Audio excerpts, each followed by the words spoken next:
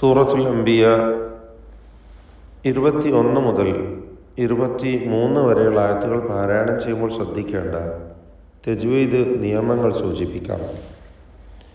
അം ഇത്തഖദു, അം ഇത്തഖദു.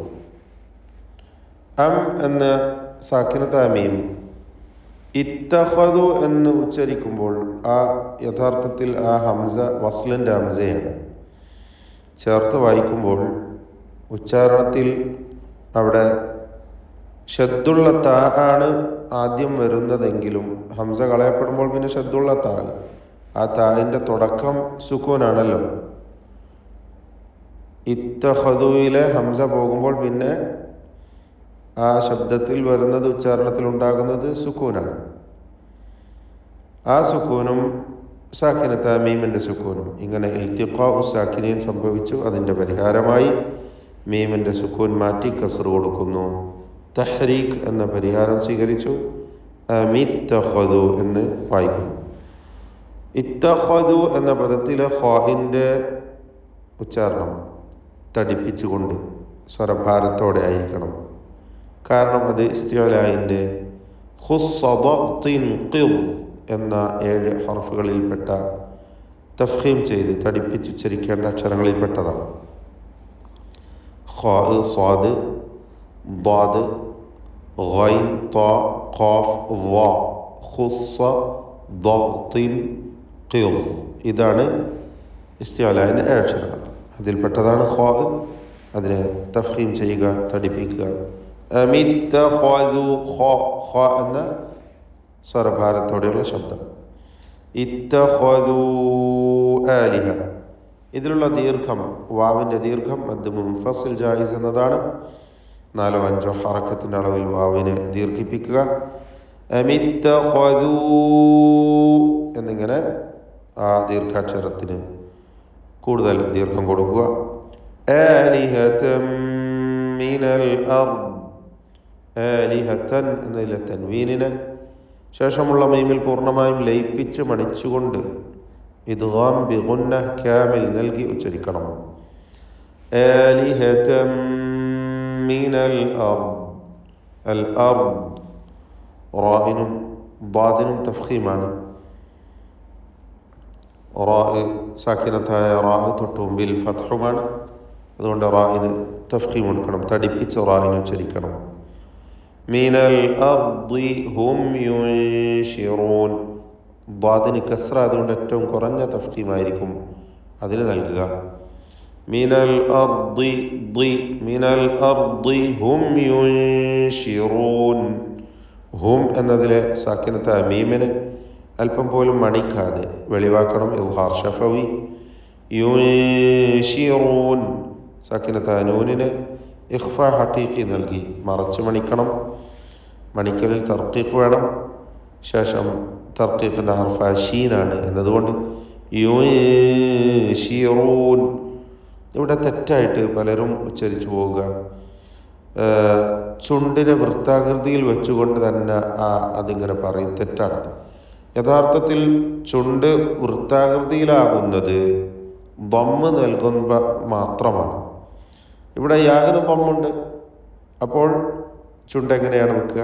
ഒന്ന് നിങ്ങൾ ഉച്ചരിച്ചു നോക്കൂ. യു, ആ യു എന്ന ശബ്ദം ഉച്ചരിച്ച് പിന്നീട് നൂനിനെ ഉച്ചരിക്കുമ്പോഴേക്കും ചുണ്ട് അതിൻ്റെ തർക്കീഖോട് കൂടിയുള്ള നൂനിൻ്റെ ഉച്ചാരണത്തിലേക്ക് കൊണ്ടുവരണം. പിന്നെ ഷീനാണ്, ഷീനിൻ്റെ മഖ്റജിലേക്ക് ശബ്ദം വീണ്ടും മാറുന്നു. യുൻശിറൂൻ. ഈ പദം ഉച്ചരിക്കുമ്പോൾ തെറ്റായിട്ട് ആളുകൾ എന്ത് ചെയ്യും?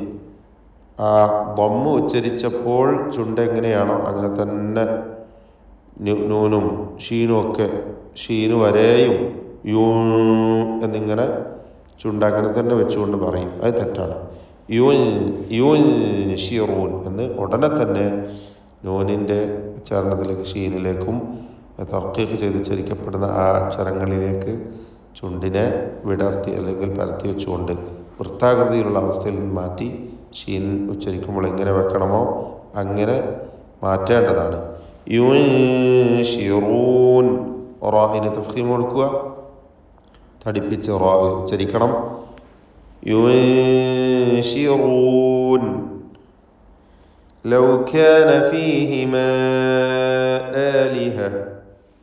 എല്ലാ അക്ഷരങ്ങൾക്കും തർക്കീഖാണ് ഈ വായിച്ച ഈ ഓതിയ ഭാഗങ്ങളിലുള്ളത്.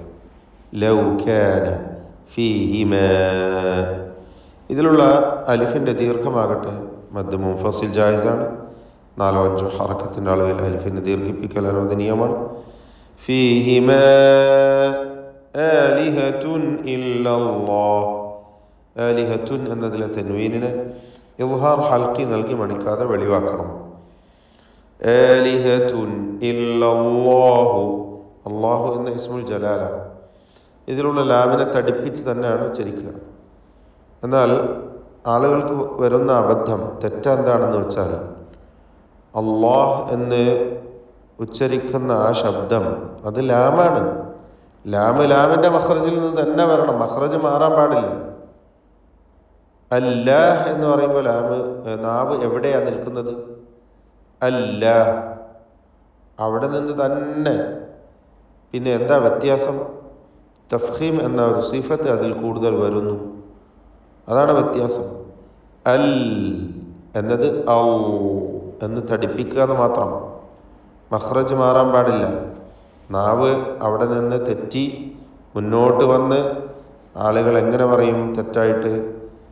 നാവും മേലെ മുൻപല്ലും, അതായത് മുന്നിലത്തെ പല്ലും ചേർത്തിട്ട് ഉച്ചരിക്കും അള്ളാഹ് എന്ന്, നാവിനെ പുറത്തേക്ക് ഇട്ടുകൊണ്ട്. അങ്ങനെ ഒരിക്കലും പറയരുത്. ഇന്ന് മുതൽ അത് തിരുത്തുക. ഇല്ലല്ലാഹു, അള്ളാഹു എന്ന് തന്നെ ഉച്ചരിക്കണം. മലയാളത്തിൽ അള്ളാഹു എന്ന് ള പറയും അല്ലേ? ള. മലയാളത്തിൽ ഉച്ചരിക്കുന്ന അക്ഷരമാണ് ള. ആ ളായുടെ കുറച്ചുകൂടി മുന്നോട്ട് പല്ലിൻ്റെ തൊട്ട് മേലെയായി മോണയിൽ നാവിനെ ടച്ച് ചെയ്തുകൊണ്ട് ഉച്ചരിക്കുന്ന അക്ഷരമല്ലേ ലാമ്?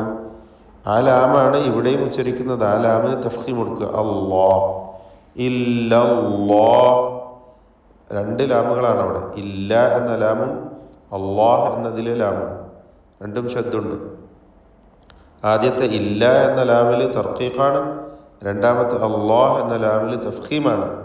ആ വ്യത്യാസം മാത്രമേ ഉള്ളൂ. മഖ്റജിൽ യാതൊരു മാറ്റവുമില്ല, അക്ഷരം ഒന്ന് തന്നെയാണ്.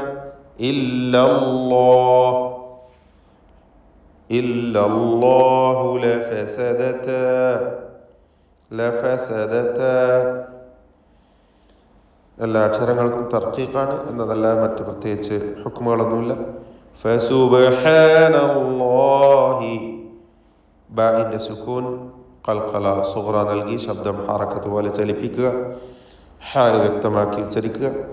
എല്ലാ ഹർഫും അതിൻ്റെ മഖ്റജിൽ നിന്ന് തന്നെ ഉച്ചരിക്കണം. എന്നാൽ ഹുറൂഫുൽ ഹൽഖ് പ്രത്യേകം പറഞ്ഞു എന്ന് മാത്രം. ഫസുബ്ഹാനല്ലാഹി, അല്ലാഹ് വീണ്ടും വന്നു തഫ്ഖീം ചെയ്ത് ലാമിനെ ഉച്ചരിക്കുക. റബ്ബിൽ അർശി, റാ തടിപ്പിച്ച് തഫ്ഖീം ചെയ്ത് ഉച്ചരിക്കുക. അൽ അർശ്, അവിടെയും റായിന് തഫ്ഖീമാണ്. ഐന് വ്യക്തമായി മഖ്റജിൽ നിന്ന് ഉച്ചരിക്കണം, തൊണ്ടയുടെ മധ്യമാണ്. റബ്ബിൽ അർശി, റബ്ബിൽ അർശി. അമ്മ, വീണ്ടും ഐന് ആവർത്തിക്കുന്നു. അമ്മ, മീം മുശദ്ദദയെ മടിക്കണം, 2 ഹറക്കത്തിൻ്റെ അളവിൽ ഉന്നത്ത് കൊടുക്കുക. യസിഫൂൻ, സ്വാദിന് കസ്റാണ്, കുറഞ്ഞ തഫ്ഖീം കൊടുക്കുക. യസിഫൂൻ. ലാ യുസ്അലു, ഹംസ വ്യക്തമാക്കണം.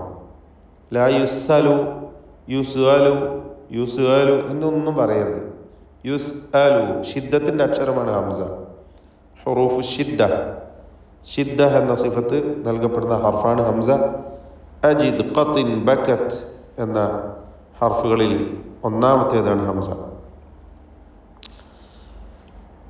അപ്പോൾ ലാ യുസ്അലു അമ്മാ യഫ്അലു, ഐനുകളെ ശ്രദ്ധിക്കുക.